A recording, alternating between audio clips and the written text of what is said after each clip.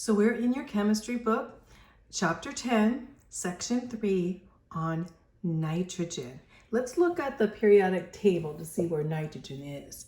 So see if you can see the periodic table here. So let me put it so focusing in. So here we have, we were talking about where hydrogen is and the alkali metals over here. And as we go towards the side here, of course, here are the halogens will be. They're very reactive. And here's where oxygen, well, here is nitrogen. So let's zoom in on that nitrogen on the periodic table and see what it looked like. Okay, so we have nitrogen here. Basically ammonia. When you think of nitrogen, always think of ammonia because it's a major component in ammonia. It is, its atomic number is 7, 14. Here is the atomic weight, nitrogen in this category. So you can see here as reactive, it's not as reactive as oxygen, especially not as reactive as the halogens, the fluoride, chloride, and bromine, all these. So it's more of a stable, less reacted element. So let's go on and tell a little bit more about nitrogen here. So nitrogen is N2 here, so we're N2, and it makes up 78% of the air we breathe. Just think, 78% has nitrogen in it. Liquid air is the major source of nitrogen, and it's obtained by what's called fractional distillation. So remember, fractional distillation has to do with obtaining nitrogen from liquid air. So 20 million tons of nitrogen are produced from the air each year, and this ranks it as third ranking chemical in the United States with nitrogen. The chief mineral sources can be combined chemically are saltpeter and Chile saltpeter. Of course, K means potassium and Na means sodium, but both of these have nitrogen. So this is basically potassium nitrate and this is sodium nitrate. But these are chief mineral sources, usually have to do with mineral sources in the earth or soil. Nitrogen is also found in all living things. So that means in us, nitrogen basically is very important in proteins and amino acids. So when you're eating protein, the reason it's called protein with the amino acid is with the nitrogen element in it. So, excuse me, I have a little bit of cold. So let's go on to some of the properties here. It's tasteless and colorless and odorless gas. That's when you're breathing air, you can't really smell nitrogen in the air. The boiling point is a negative 196 degrees centigrade, so it's mainly in a gas state. And it's very unreactive because it usually has to have a triple bond between the atoms.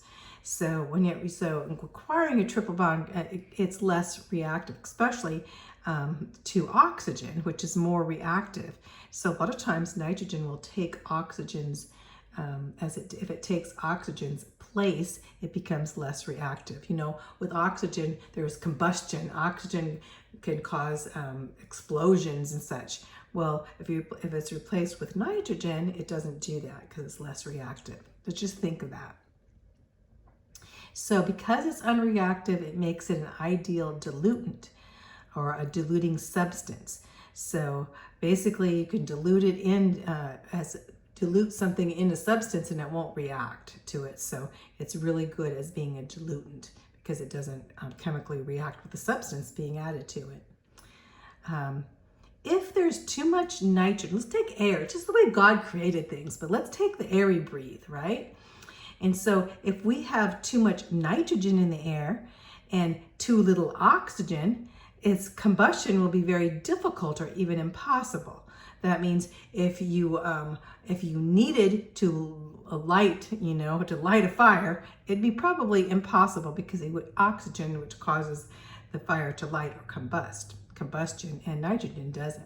But then again, if you have too little nitrogen and so much oxygen, then things can react and fires can start way too easily. So it's important that the air has just the right amount of oxygen and just the right amount of nitrogen in it. which it does.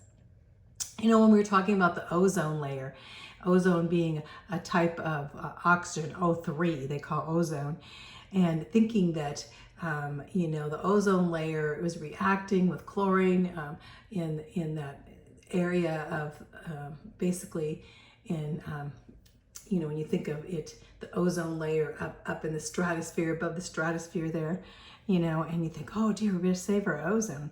Well, chlorine actually likes to react with anything, especially nitrogen. So the more nitrogen you have up there, it will save the ozone. It's kind of weird, but, and of course, God has put that ratio of nitrogen in our air.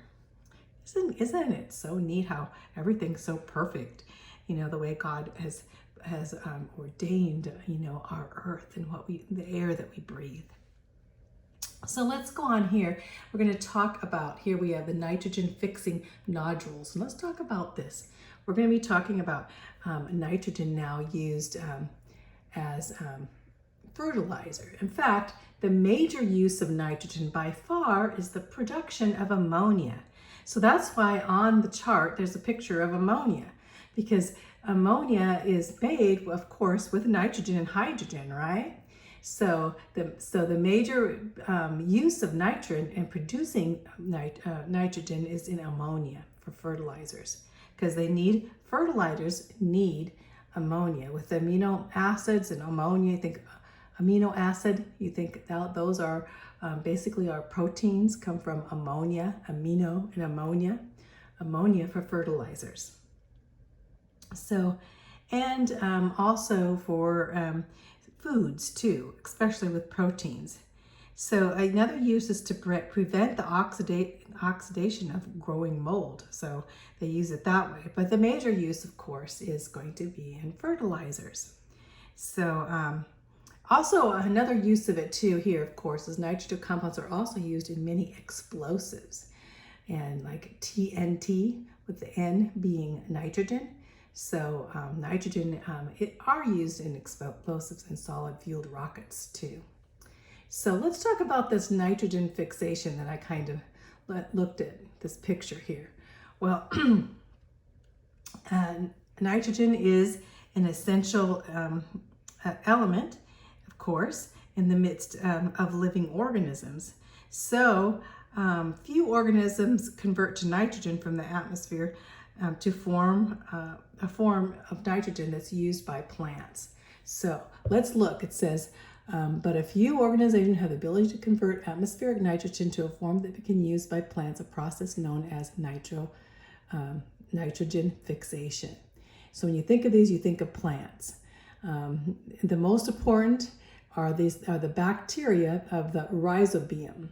The rhizobium, here's the little rhizobium, these little rhizobium on here, see they're like little nodules. These bacteria enter the roots of these plants called legumes. You maybe think of alfalfa, clover, beans, peanuts, and peas. They are high in protein, right? Because they're high in nitrogen. And so these nodules come a part of the roots. In the midst of this, actually add nitrogen in this fixation to the soil. And so there's a symbiotic relationship, a mutually beneficial relationship between bacteria and this nitrogen, and they form nitrates, NO3. Whenever you have like nitrate or phosphate, or you're always going to have oxygen here. So and this would be called a nitrate. Instead of calling it a nitrite, or nitride, it'd be called a nitrate. And so in the form of nitrates, and these can be incorporated into the plant, so the plant can actually have protein in it when you eat. So if you're a vegetarian, you need plant protein. And these would be these plants that have these nitrogen fixing nodules, like peanuts and peas and beans, of course. Those would be the best for having nitrogen in your diet. And so here we have, just remember, nitrogen fixing nodules. Nitrogen fixing has to do with plants, to bring protein into plants. And it all has to do with nitrogen. And coming from this actually is that the nitrogen has ammonia, which has nitrogen in for the fertilizers that's actually used. And so a lot of the fertilizers have ammonia or urea.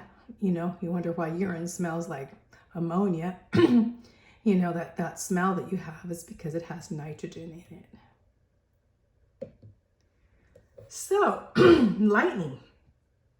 So lightning provides additional nitrates, or nitrogen, I should say, that can be used as plants. So not only do plants produce nitrogen in the soil, but also lightning does.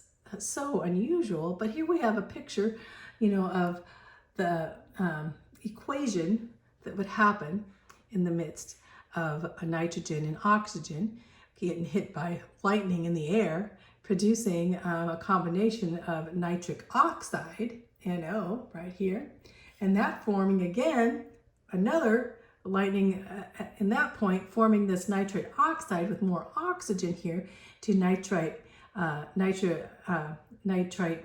or I should say nitric oxide in the midst of the gas, so nitrates. So onto the rainwater, and this rainwater producing a nitric acid. Here's how the acid is produced here in the midst of this. So a nitric acid is converted into nitrates in the soil then.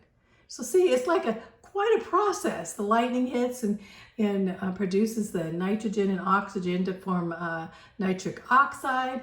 It goes on to the next process of it united together in those two atoms here and going on to producing nitric acid. Here's a picture, here's the equation for nitric acid, 2HNO3 in the soil.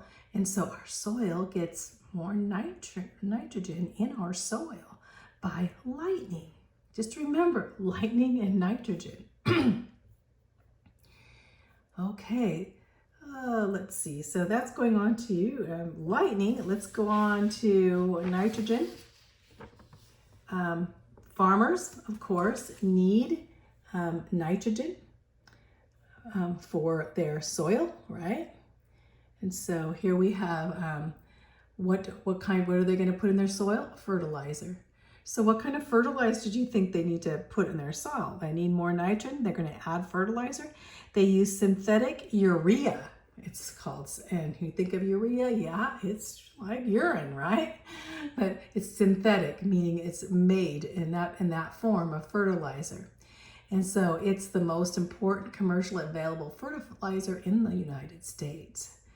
So liquid ammonia or ammonium sulfate and ammonium nitrate and ammonia dihydrogen, all are common. So any type of these with ammonia.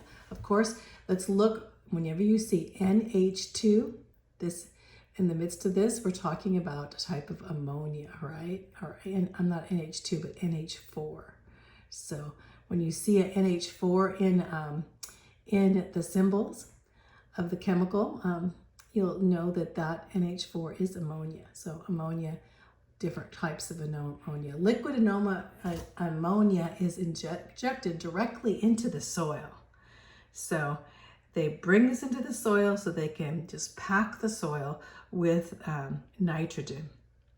If they didn't do this, the soil would become very poor because the plants need that, and actually it would deplenish the soil in every way. So that's why we need fertilizers with ammonia in them.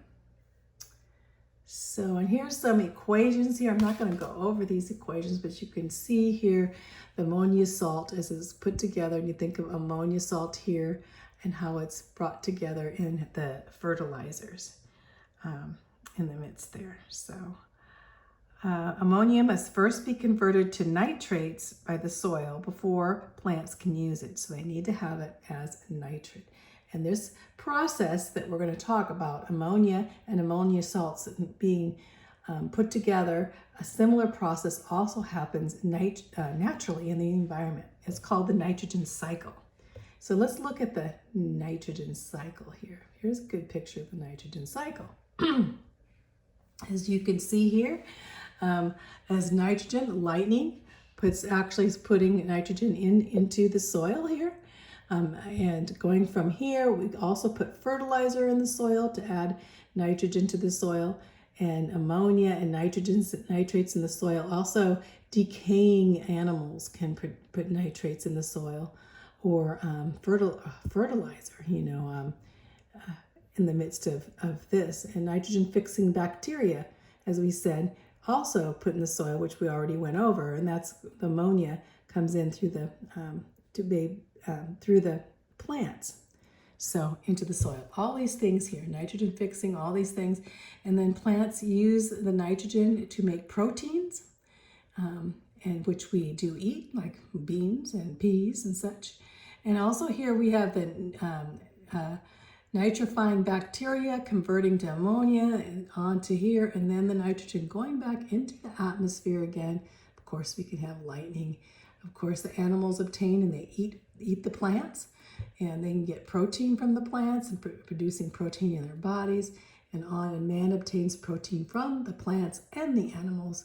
So this is a key nitrogen cycle, and you can see where the nitrogen and the nitrates and the ammonia and the proteins all working together to give us those amino acids that we eat, that we need in our body too. So this is that nitrogen cycle, very important. So let's go back up here, see if I missed anything here. So this is called the entire nitrogen cycle is the system God designed to move nitrogen from the atmosphere to the soil and back again. This is called that nitrogen cycle. Besides some form of nitrogen, fertilizers often contain other essential nutrients they put in the fertilizer, like potassium and phosphorus. And so each may be applied separately or in combinations. There's 3 different types of fertilizers. Phosphorus, generally in the form of phosphates. Of course, phosphate is always PO4, phosphate.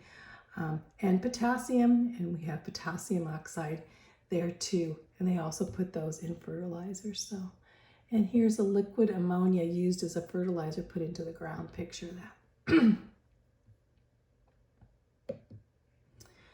So, another thing, and this I think is one of the questions on your test, but a fertilizer has a label on it. You'll see these label. One says like 10, 15, 10. And what that means is the first number has to do with nitrogen. So it has 10% nitrogen. The next number has to do with phosphorus, phosphates right here, which is 15. And the next number has to do with potassium. So both phosphates and potassium are put in there. So 10% nitrogen, 50% the phosphate, and 10% potassium oxide. So there we go. So just knowing those, whenever you see in a fertilizer bag, it has to do with the chemicals in there. So let's talk about ammonia here. Ammonia is a colorless gas. It has a very irritating odor, right? when you smell ammonia, in fact, they used to use it as smelling salts because it'd be so irritating that it would wake you up, or be startling you. So the ammonia also is used as fertilizer. Okay, we already went over this in hydrogen, because as you look here, we have hydrogen and nitrogen producing ammonia. So when you have ammonia, what produces it? When you got nitrogen to 3 hydrogens, and this is ammonia. So whenever you recognize it, this is important that you recognize this. And so the process to synthesize ammonia is called the Haber process. I always remember Haber because of hydrogen, but also it's hydrogen and nitrogen process. So just remember, Haber process has to do with ammonia, which is nitrogen and hydrogen. And so this is known as industrial fixation. So this is how you make ammonia, is through this Haber process. Now, you're going to need to know some of these processes, but especially Haber process. And you do this in the industry, and this is how they take hydrogen and nitrogen and produce ammonia. And they have to use high degrees to do this, to a catalyst of high temperature. And they're necessary to produce this ammonia. And nitrogen, the main thing when you think of nitrogen is ammonia, because when you think of nitrogen, in our ammonia, ammonia is produced so much in the United States. We need it for so many different products. So, and ammonia is, you know, in the midst of all this in the laboratory. It's made through the Haber process. In fact, each year 13 million tons of ammonia are produced in the United States, and 80% of this is used for fertilizer. So let's go down here. So in the laboratory there, we have some pictures of how it's gaseous ammonia may be produced by the following reaction, and you can look at that reaction. Since ammonia is extremely soluble in water, heating the reaction helps drive off the NH3 that is produced. Gases are generally less soluble in water than at higher temperatures. Well, just knowing the manufacturing and equations of manufacturing ammonia. So, okay, here, so let's go here to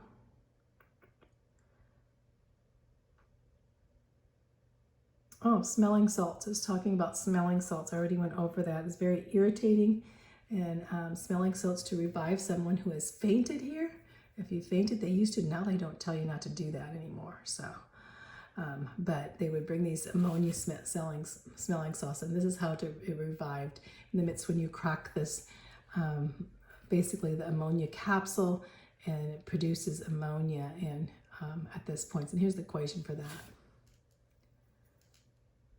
And pure ammonia is pretty toxic, so. Okay, let's, in glass cleaning here, preparations, is another picture here. Ammonia is, of course, used in glass cleaner. When you are spraying Windex and you want to clean glass, it has ammonia in it. And so it forms ammonium and hydroxide. Whenever you have OH, that's always hydroxide ions. And these solutions are called ammonium hydroxide. So in the midst of, that's what's in your cleaning.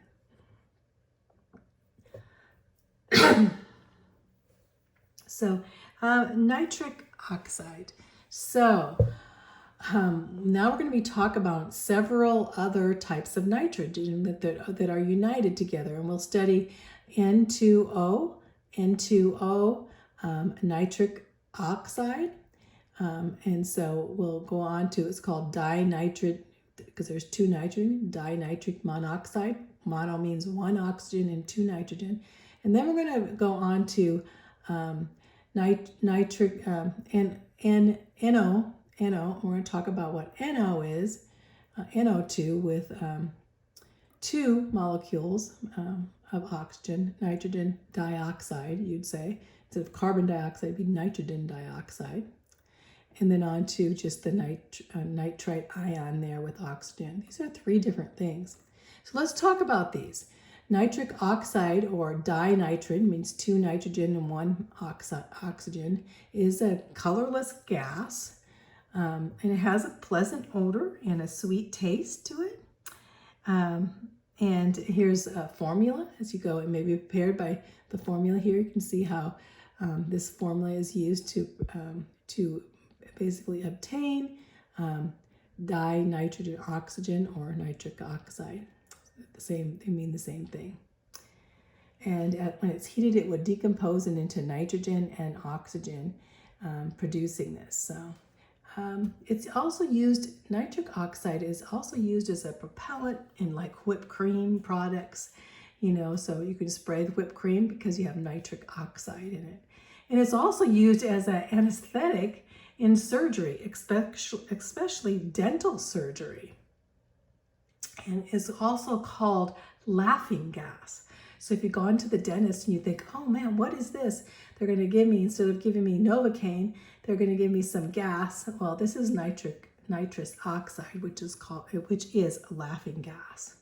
So, and that's NO2, or nitric oxide, I should say.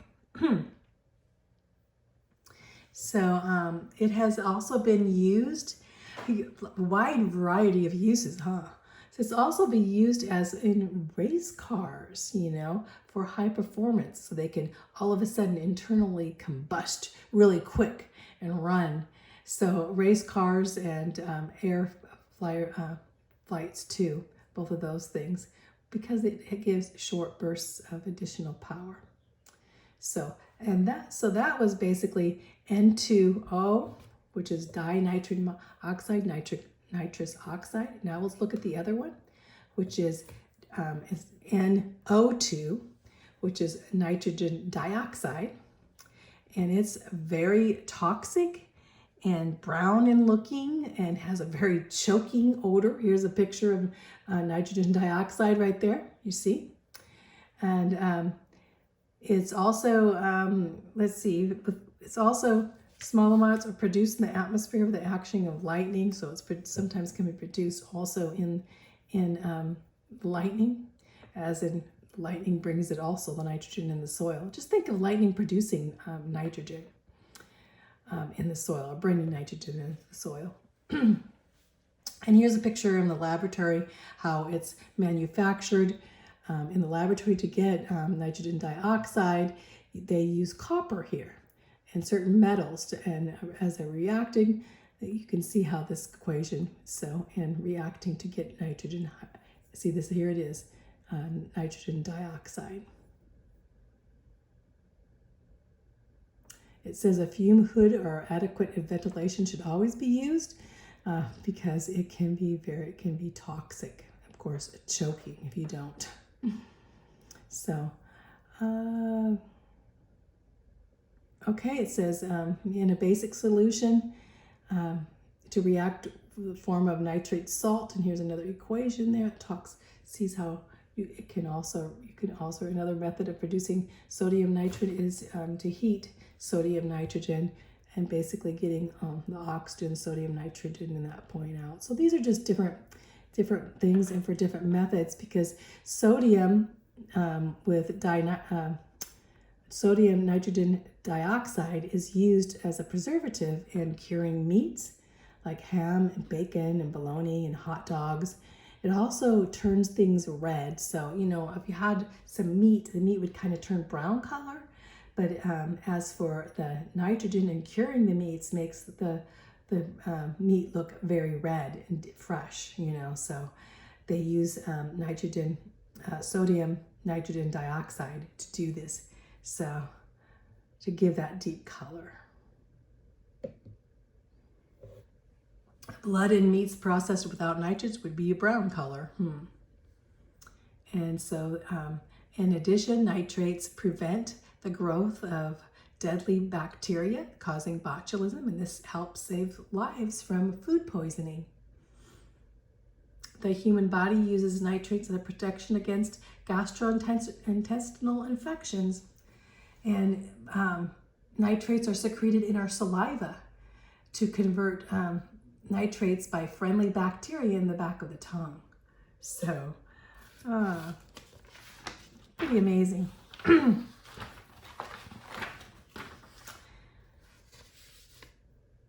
So here we'll go, and last here I'm going to go over, so you can see how nitric oxide, and now we're going on to nitric acid. And so one of the most important acid is called nitric acid, and it's produced by Ostwald process. So to get nitric acid, you have to go through this process. Here's a picture of it, and it, as it's a three-part process to get nitric acid. So 3 different steps here. So produces a byproduct. Nitric acid here is produced as a byproduct. So the laboratory concentrate of nitric acid, here's a picture of HNO3. When you have acid, you always think of hydrogen add to it. And it's approximately 70% nitric acid, as 70%. Okay. It So laboratory concentrations of nitric acid are approximately 70% by mass.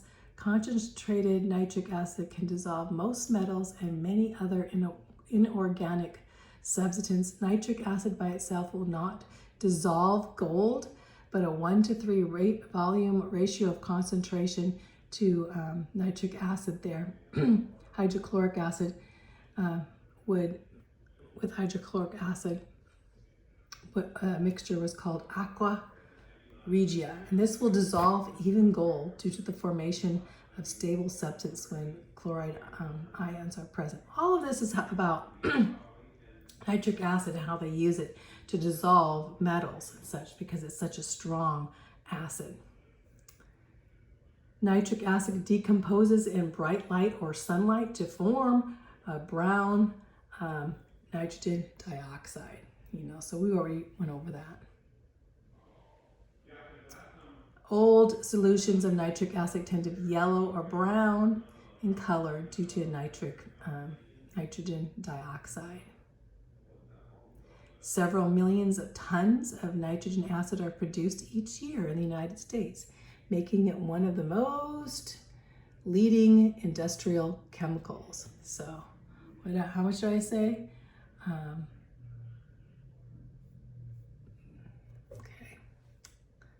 And of course, it'd be used in the manufacture of fertilizers, dyes, drugs, explosives, TNT, nitroglycerin, smokeless power, for example, and in etching and photo engraving processes, and photography. They need nitrogen. So, high energy nitrogen compounds are nitroglycerin. So here we look here, and we have nitroglycerin represent here, as you can see. C3H5N3O9, that's nitroglycerin. It's an unstable liquid that detonates with shock, and here shows how it divides up into nitrogen and carbon dioxide and oxygen in the midst. Basically, TNT, of course, is very explosive, nitroglycerin. So that's about it, So basically, we can calculate this about how much nitroglycerin. We're not going to go over all that. If nitroglycerin is absorbed into porous silica, the result is more stable and is known as dynamite. So you take silica and bring it into nitroglycerin, and you'll get what we call dynamite. And you guys know what dynamite's used for, right? For explosives, right?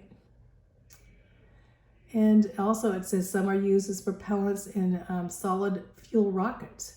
They use nitroglycerin and dynamite in the midst of rockets. Picture there of the rocket missile. And down here, this last part we're going to go through, we're talking about the pictures, and we have the nitrogen group, and this is nitrogen dioxide, 1 nitrogen and 2 oxygen. Here's nitroglycerin forming dynamite here, the way it looks. Here's TNT. A high explosive here. You could see these different formulas. And here's a plastic explosive. And this goes on to the more powerful chemical explosives here too. So all of these are high energy, and they're all, see the blues are all have to be formed with nitrogen.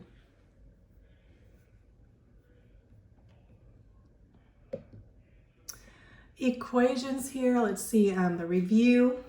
I'm not going to go over some of these here because I already did just going through, but through both nitrogen and oxygen are diatomic gases. Nitrogen is far less reactive than oxygen. Why? Because nitrogen has a triple bond, and a triple bond is harder to break than the bonds that are double bonds and single bonds of oxygen. So nitrogen is far less reactive than oxygen. 3 uses of nitrogen. Well, of course, we know ammonia is the main use, also for explosives and for fast freezing foods, another one. So define nitrogen fixation. Nitrogen fixation is converting nitrogen from the atmosphere to form by plants. So plants need this nitrogen in the midst. In fact, then the animals eat plants with protein with amino acids because of the nitrogen fixation in the soil. and from the roots of the bacteria that are on the plant, such as beans and peas. Name 3 important nitrogen fertilizers. Okay, I'm not going to go over those. You can go back and look at those and what their formulas look like. But we have one from potassium and one from sodium, and there's different kinds of fertilizers. So what is meant by the designation of 15, 10, 7 on a bag? So if you have a bag of fertilizer and you look on that bag, the first number is going to be 15% nitrogen. The second number is going to have to do with phosphorus, and the next number has to do with potassium. So it's just the chemicals that are on the bag. And so on to number 6, name the process used to synthesize ammonia commercially and write a balanced equation. Well, I'm not going to show you the equation in the midst. You can look that up. It's right there but this synthesizing of ammonia commercially, and is very important. Now remember, making ammonia is a Haber process, so we need to know about that Haber process. Okay, how would you prepare each of the following in the laboratory? You're going to go back and there's the equation how to do this in each one of them. This is nitrogen, oxygen, and nitrogen dioxide, 2 different ways. And you can look back because I just went over that. List 2 uses of nitrous oxide. So what are the uses? 2 uses. Propellant, whipped cream. You know how to spray the whipped cream out of the bottle. And the other is laughing gas when you go to the dentist, right? Those are two major of nitrous oxide. Name the process used to synthesize nitric acid commercially and write a balanced equation. Well, you can do the balanced equation, look back on that, it's right in your book. And so the process to synthesize nitrogen commercially, let's see, name the process of nitric acid. Let's see, let's go back and look at that real quick. Let's skip that right now for now. I'll go for number 10. Why are old solutions of nitric acid brownish or yellow in color? So because the decomposing of light or sunlight with nitrogen causes it to change its color. So list 4 commercial uses of nitric acid. It's used as explosives, dyes, fertilizers, drugs, etching, photo engraving or photography, all these things with nitrogen. So let me go back to the process to synthesize if I can. Oswald process. I was thinking of the name. So the process commercially is called the Ostwald process. Ostwald progress. So that's the end of nitrogen.